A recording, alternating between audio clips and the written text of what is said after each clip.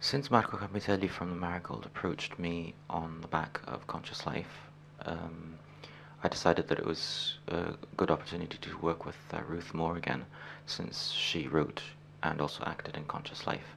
So we started a collaboration together that lasted about 3 weeks of working on the basic script that then became the video. My approach to making music videos has always been that of working with a film that functioned on its own independently of the song itself, as I think that all of my favorite music videos over the years have been ones that are very filmic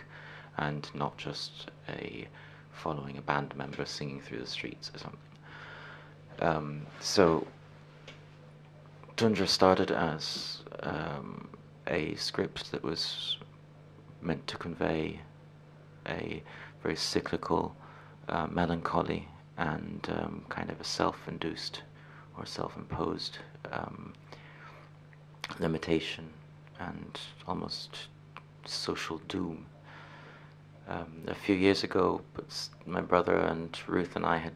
each worked on a couple of very short scripts that dealt with this theme,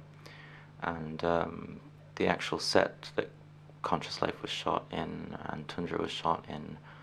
and Heimische Circus, a couple of album covers, The Apple, several short films, music videos, photographic series started in this set, which was originally built for the imaginary film still photograph, and the set has pretty much just evolved over the years. Another thing that I also always try to obtain, even though I'm working with a digital video camera, is I try to create something that looks very timeless and film-like. And in this case, this was obtained by using a home-built camera rig, which allows 35mm camera lenses to be attached to the front of the video camera, which gives me some control over depth of field and the way the image looks. Makes it look maybe a little bit more like Super 8, giving some haphazard and relatively uncontrollable artifacting and defects of the image, which in the case of Conscious Life were things that I actually worked on a frame-by-frame basis, because I hadn't moved to that, even though it was shot on the same video camera. We originally had thought to work with expansive spaces like a beach or wide open fields, part of it being things that were suggested in the lyrics to the song, but also it kind of seemed to fit the idea of the expansive, endless melancholy and repetitive cyclical nature of the story that we wanted to convey. Ultimately, Ruth and I decided that it was easier, but also probably better, to work with a confined space, a smaller, more limited space, and settled on just dark and very small,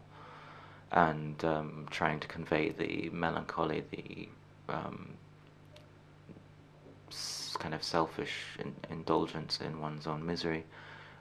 purely through the limited space and devolving of the character, which in this case was myself. In many respects, I think Tundra, even though the song has nothing to do with me, I believe that the film itself has come out to be very much of a self-portrait of myself.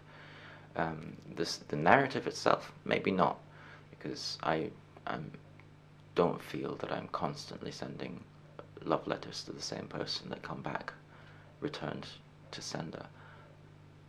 However, I think that many things that I do are very cyclical and repetitive, and they're not always within my conscious control. I'm not even always aware of what's happening, and I do often end up closing myself in a very confined space and working over and over again seemingly on the same things. In fact, I'm currently, if you're wondering what these telephones are, I'm currently sitting in a set for a photograph that I was working on a few days ago, where I'm dealing with my irrational fear for telephones.